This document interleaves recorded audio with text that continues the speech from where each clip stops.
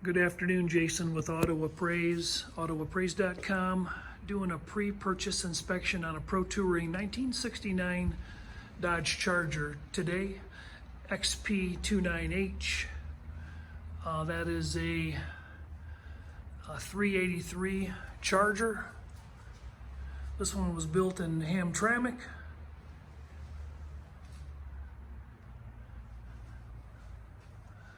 The car is reportedly out of Arizona and then went to California. This video, one of two videos. They might get sewn together, but probably not. You'll be looking at two different videos as the buyer of this vehicle.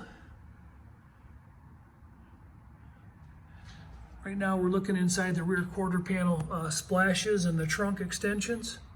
I'm on the passenger side. Looks like a lot of original sound deadener is in place up there. This is some oxidation that is, I'm going to lick my finger here.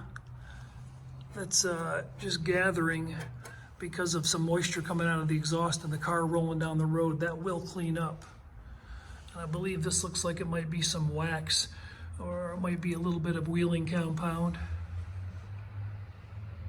So some cleanup and detail work would be cool there. These are non-OEM spot welds along here, indicating that this exterior quarter panel lower panel has been changed, and the quarter panel tabs that tie the inner and the outer together are not there anymore, and those you can't get them on the aftermarket panels. So the inner and outers, there's the seam up there. The inner and outers have been changed, and then there's the cutoff seam on both sides. So they were done symmetrically. The wheel lips look very nice, and the tubs. Let me see if I can get a better focus on this. There we go. So there's no separation up here in the wheel tubs to the tail panel extension. There's some dirt and oxidation up there that could be blacked out and cleaned up a bit. These leaf springs, multi-leaf springs, have been changed. And we got a similar scenario on this side. Again, wheel tub is in nice shape. Pinch welds nice and solid and clean. Down along this frame rail, the die holes all look good. Coming right back to this triangular support, section. Rear tail panel's in good shape. And this corner looks pretty good. We got a small elongation right there. We have a little bit of an elongation here in this rearmost hole. And then again, a little blackout work up here would detail this up a bit nicer.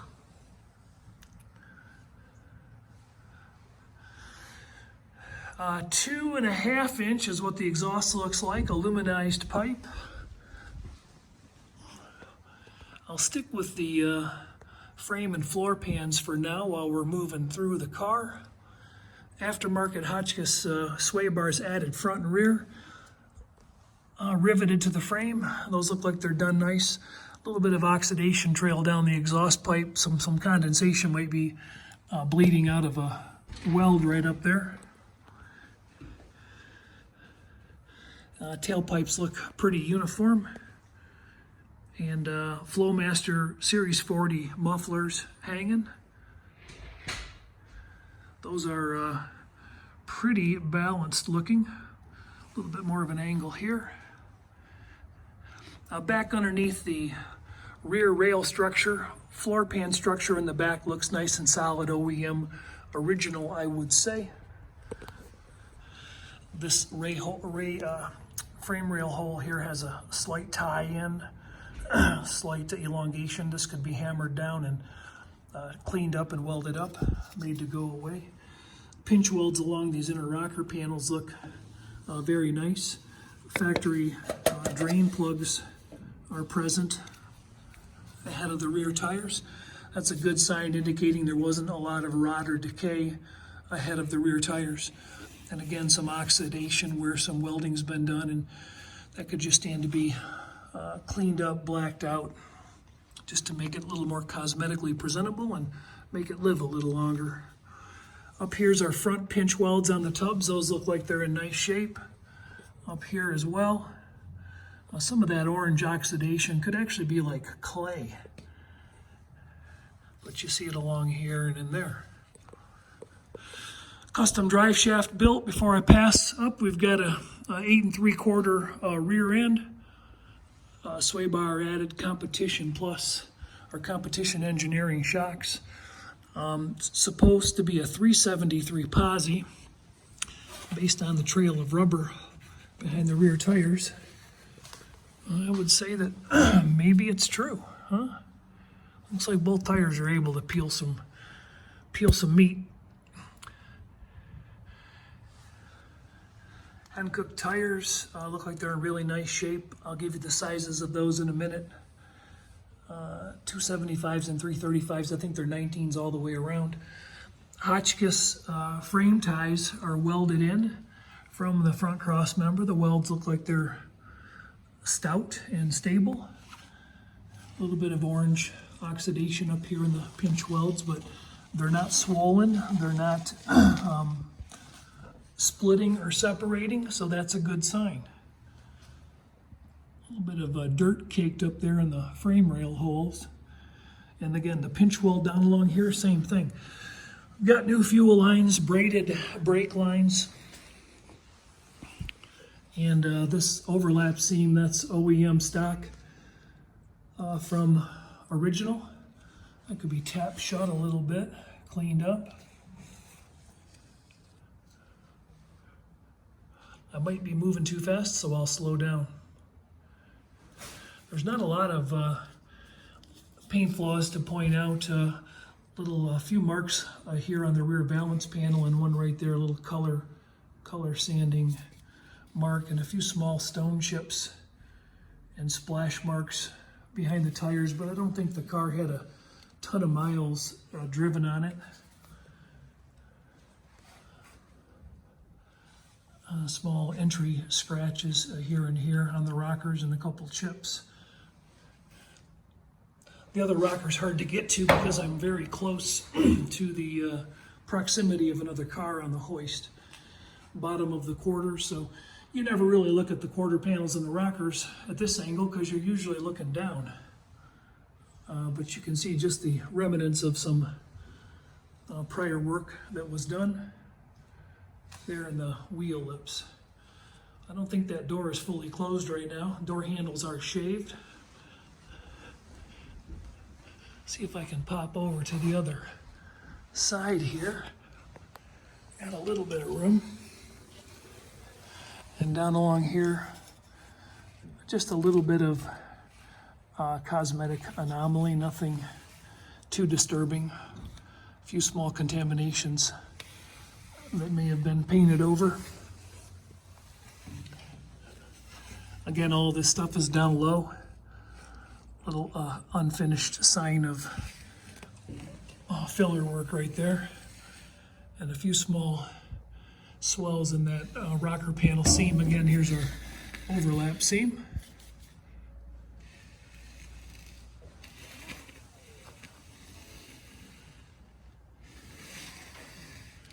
We may have a little bit of a whipple right there.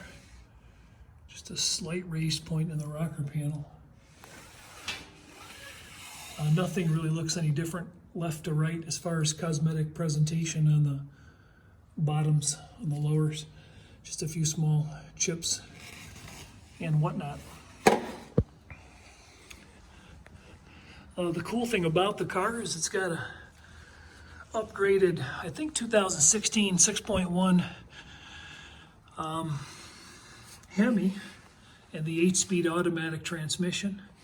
So this is the front splash behind the driver's side tire. A little bit of remnants of possibly B5 blue right there. It's the only spot on the car I saw it. And again, just a little bit of oxidation in some of the hard to reach places that could be blackened up. Front frame rail structure looks good. Looks symmetrical.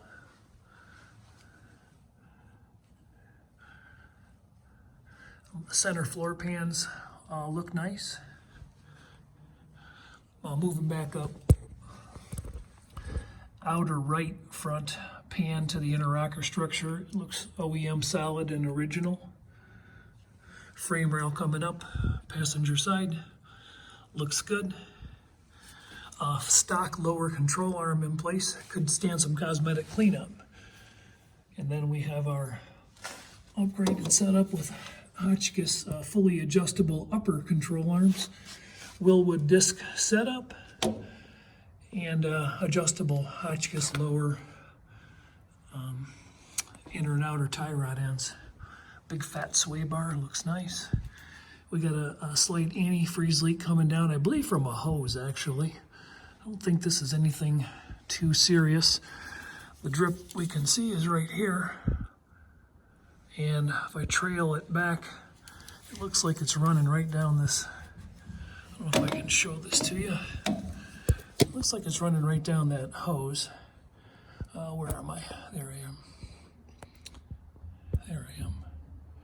So it looks like it's coming from up there. So I talked to the owner about that. He said he would look at it and address it. Right there is where our aluminum radiator and electric fans.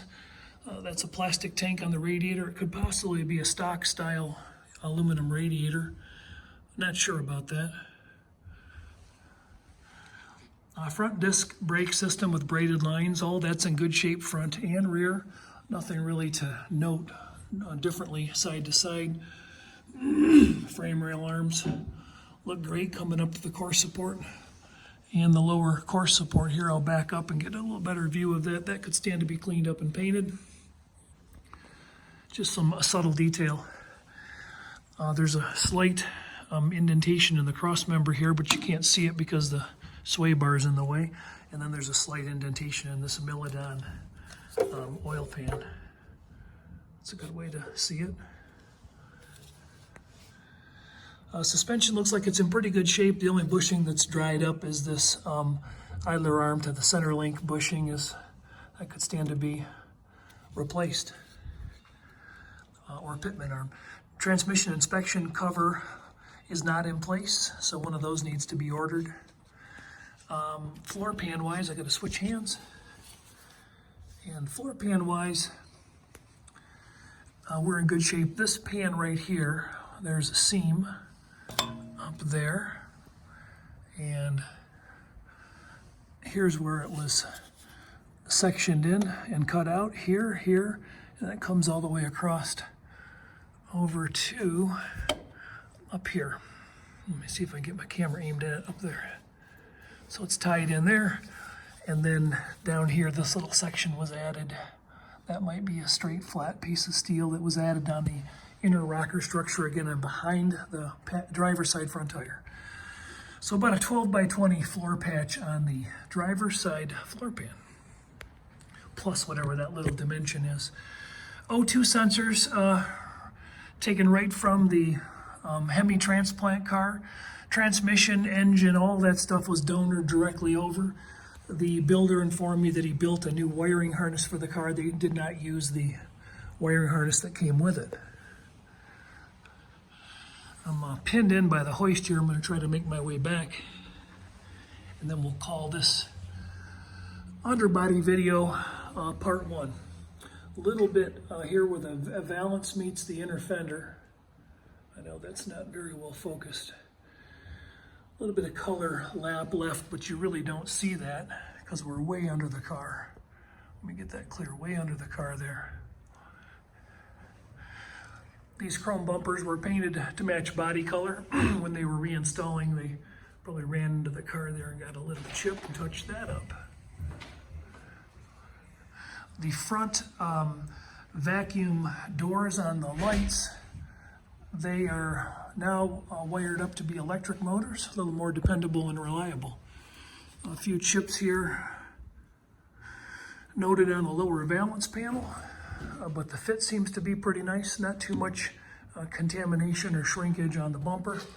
Up here under the pockets above the headlights, that could stand to be touched up and finished up just a little bit more. Again, not an area you see unless you're crawling around on your back, but it's worthy of mention. Transmission cooler added. All the wires seem to be tucked into harnesses and zip tied into location. And there is there's the underbody.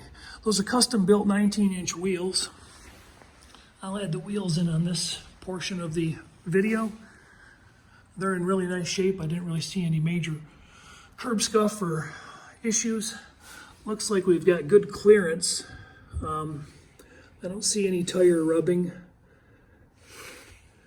or evidence of rubber being taken off the sidewalls.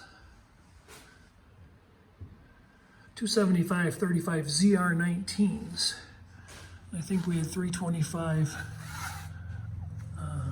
ZR19s, 325 30s. Little bit of, again, just a little bit of repair work done in the wheel lips. We got good tire clearance. I don't think we're going to have tire clearance issues. We don't really have any marks. One small wear mark. Oops, sorry. Just one small wear mark right here on the corner of the quarter panel, but no major signs of issues there.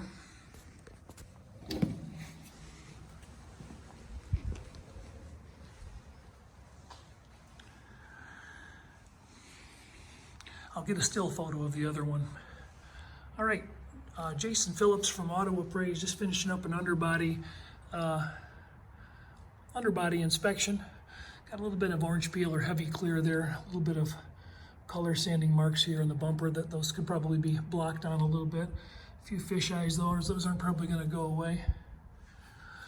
But again, put it in perspective, it's down low. And it's not really that visual, not a real big visual anomaly. LED taillights and headlights front and rear, I'm told. We'll get the car down and do it in detail from the inside out. All right, thanks a bunch.